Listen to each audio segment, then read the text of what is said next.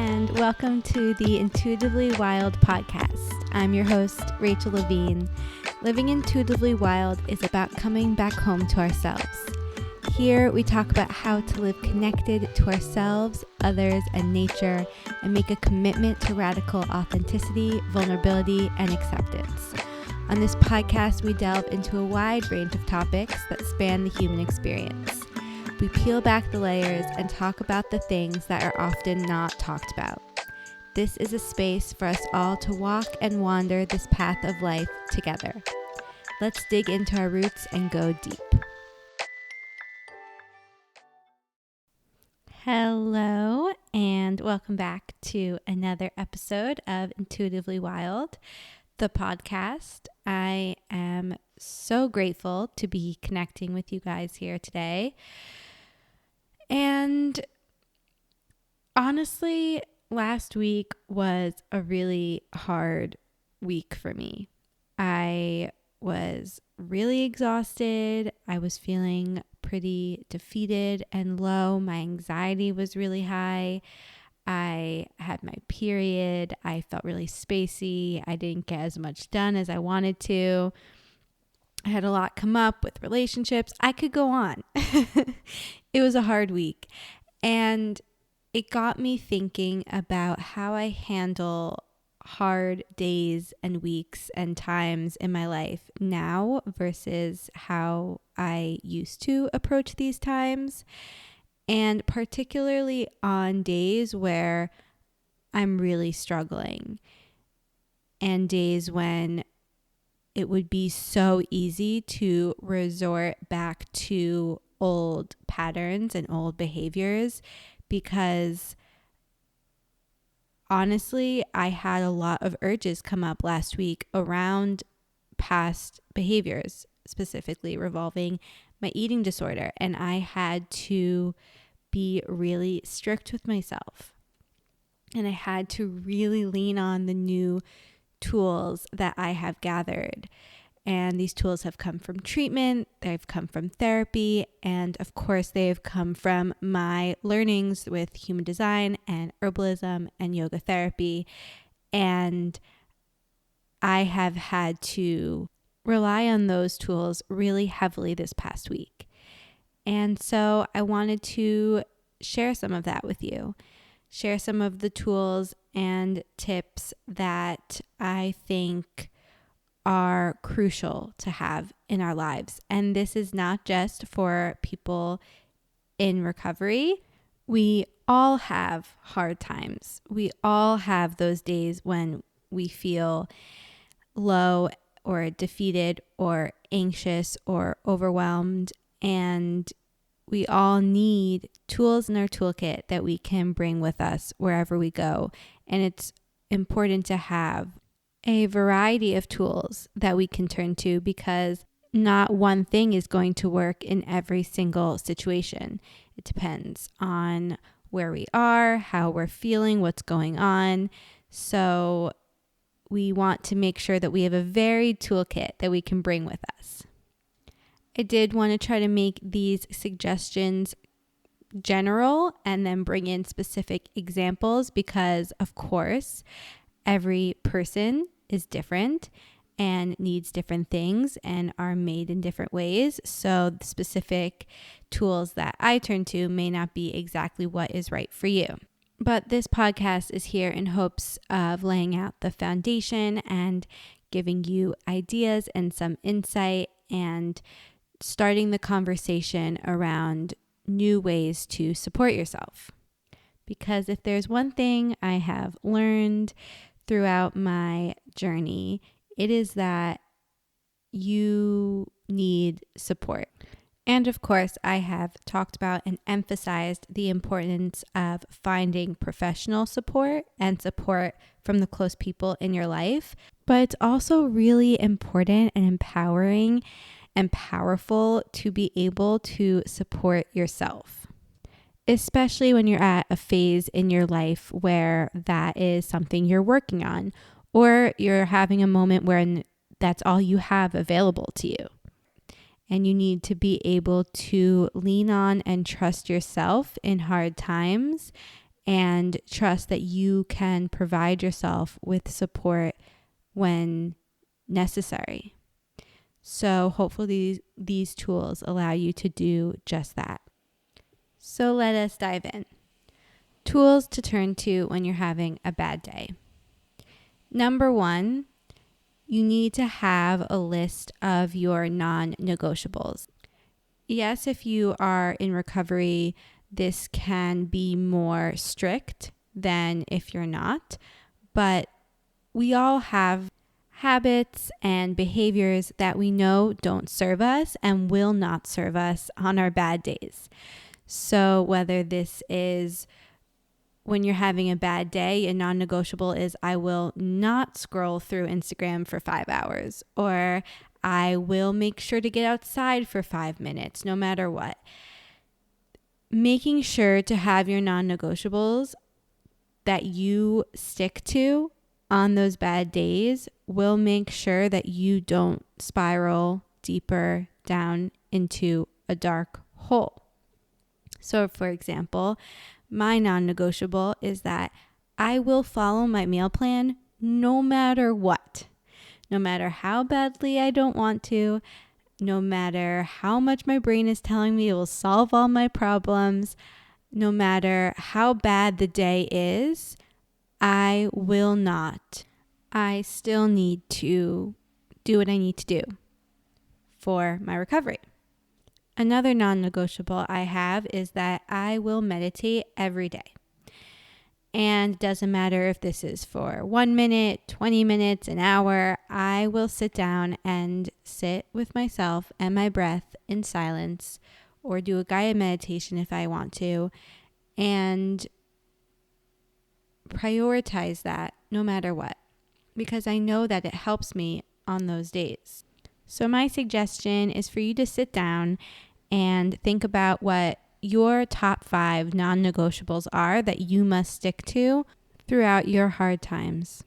The second one is to get into your ideal environment. Now, when I was first thinking about this podcast, I was thinking about how much it helps me on those harder days to get out in nature or be by water or to lie on the floor and really ground. And then I got to thinking about how that's not as helpful for everyone else and how that is so connected to my environment in human design. So there are 6 different types of environments you can be, and then 2 subtypes for each group. And mine is valleys. So with someone with a valleys environment, it is really helpful to be low to the ground. It's really helpful to be out in nature. And so it makes sense. But there are different environments. Like I said, someone's environment could be mountains. So it's really helpful for them to get a new perspective and go up to a higher elevation. And that's where they feel most aligned and alive. And for some people, it could be a crowded city. So with all of that being said, the second tip here is to get yourself into an environment that you know makes you feel more connected to yourself. And that could mean so many different things. Sometimes it can be really helpful to shift up your environment, get into a different space.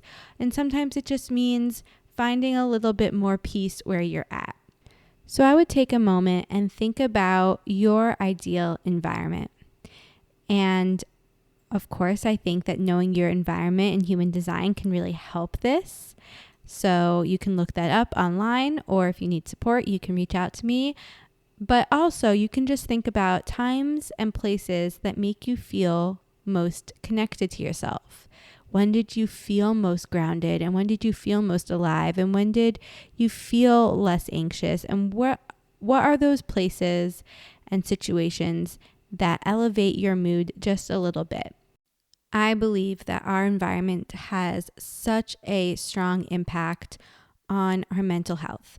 And this is particularly true if you have an open identity center / G center in human design, which I do, but I think it's true for just about everyone.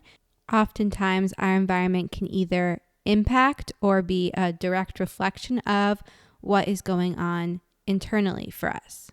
So take time to really reflect on the environments that help you feel connected to yourself, and also things you can incorporate into your already present environment that can impact your mental health.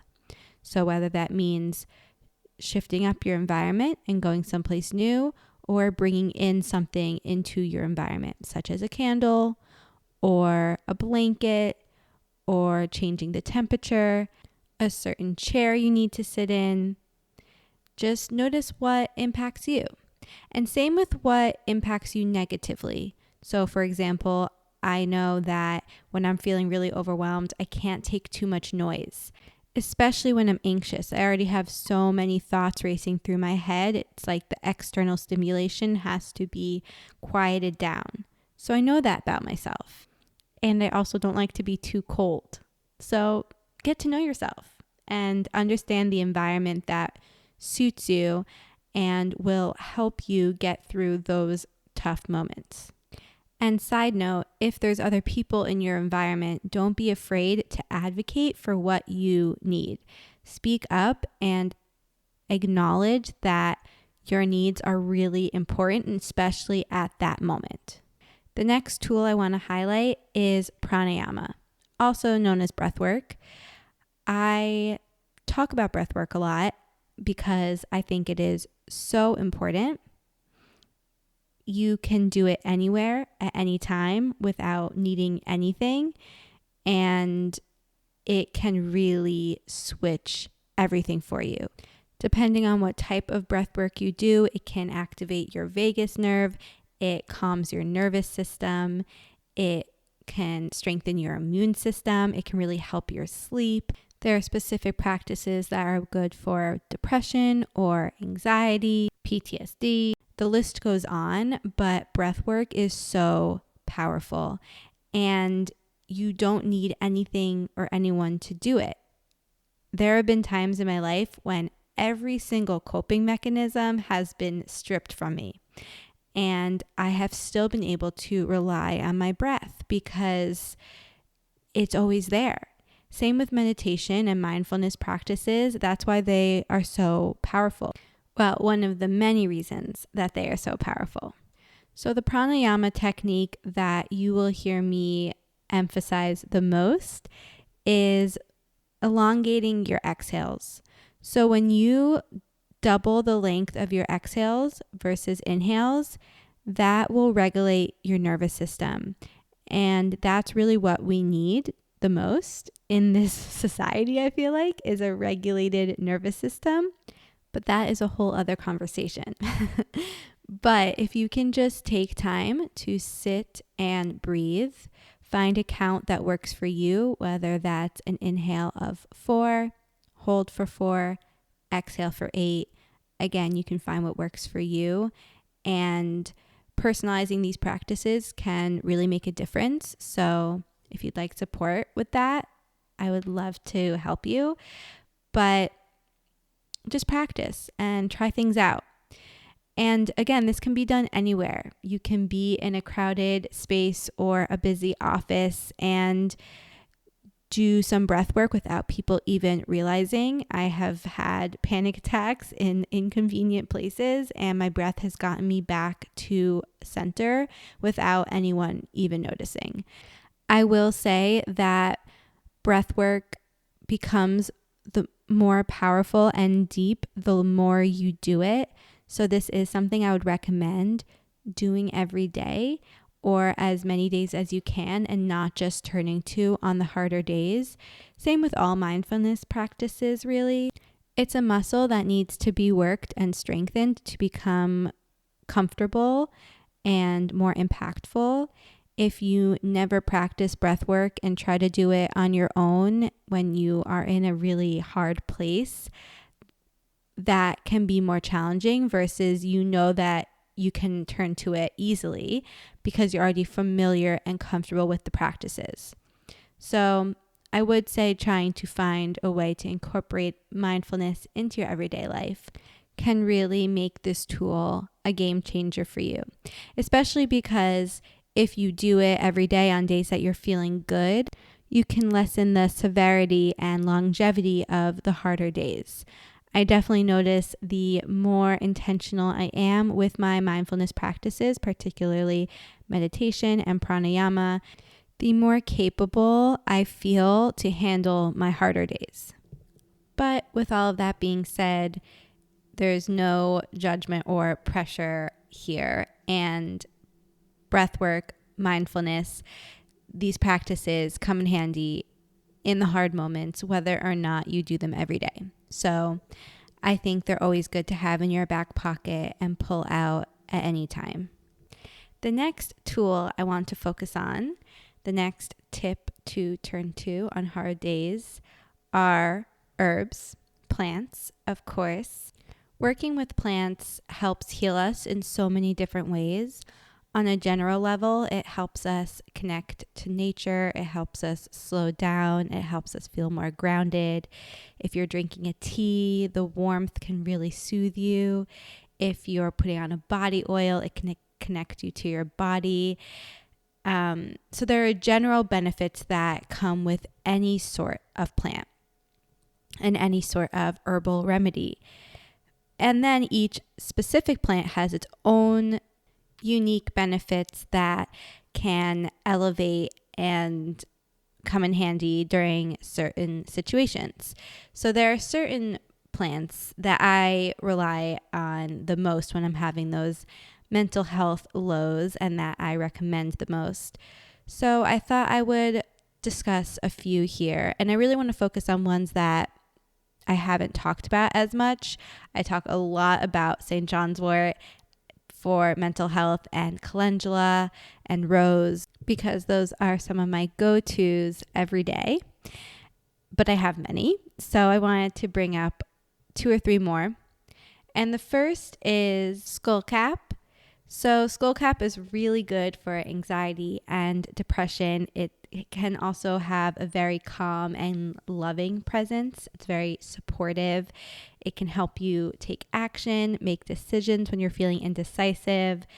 It can ground you and helps with burnout as well. So skullcap is a good one, and it's really powerful in teas and tinctures.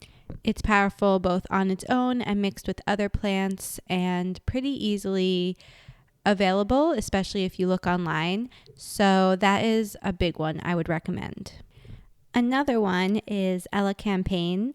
I love this plant. I often use it when I'm feeling a little low on energy, or like I'm starting to get a cold and just feeling a little achy, but it's quite otherworldly. It can really connect you when you're in a meditation practice or trying to connect deeper to yourself, while also keeping you very grounded and rooted in the real world. And it's known as a grief herb. So if you're feeling any sort of heartache or just need some tending to, this is a good one to turn to. Okay, I'll just do one more. I could talk about this all day. Now I want to do a whole episode on plants that help with your intuition and emotional health. But the last one I will talk about today is yarrow. Yarrow is really a protector plant. It has that warrior spirit. So when we're feeling low and sensitive and vulnerable, it can help us feel more strong and capable, and also kind of brings that protection around us without us needing to do or change anything. So to recap, I actually touched on 6 plants that are really helpful in hard times, which is St. John's wort, calendula, rose, and then skullcap, elecampane, and yarrow. Again, these can be taken in conjunction with other plants or by themselves and are powerful in many different forms. So it's about finding what calls to you, and it can be kind of hard or daunting to figure out when you don't have this foundation or knowledge. So support with figuring out what works for you is helpful. because, of course, supplementing with these kinds of remedies is so personal. And each person's response to anxiety, depression, stress, overwhelm is unique, and each body will need something different. So really having a personalized remedy is often the way to go, or at least knowing exactly what you are specifically looking for and finding a remedy that is specialized to that purpose. So if you need help with that or would like support or any guidance, any tips, if you have any questions, please reach out. And that leads me to the last tip I will talk about today in regards to tools to turn to during hard times. And that is the importance of releasing energy and letting things go. When we're having harder days, it can be easy for us to feel stuck or stagnant or too overwhelmed to shift things up, and emotions and energy just gets stuck in our body. I always feel this with my throat, like I just feel this anxiety and panic in my voice and this buildup of emotion within me. And this will show up in many different ways for you. This could be actually feeling paralyzed and unable to make decisions or take action, or just feeling overwhelmed. We all have to have this release of emotions. And after going through so much of my life, feeling like I couldn't let things out and not crying for so long, and noticing other people in my life and in society going through similar things, because society tells us to keep things in and keep going as normal, but shifting energy up can really transform how we feel internally. So I think it's important for each of us to have a go-to release technique that can help us either let something out or just shift up some energy. And this can be journaling, this can be talking it out, this can be shaking your body, this can be crying. If it's aligned and healthy for you, this could be some form of movement or getting outside. This could be anything really. So I would take time to write down 2 things. One, I would start to notice where in your body you feel emotions during these hard times. Where in your body you feel the emotion stuck, and how that shows up, if there's any sensation, if there's any emotion or feeling or any thoughts associated with that.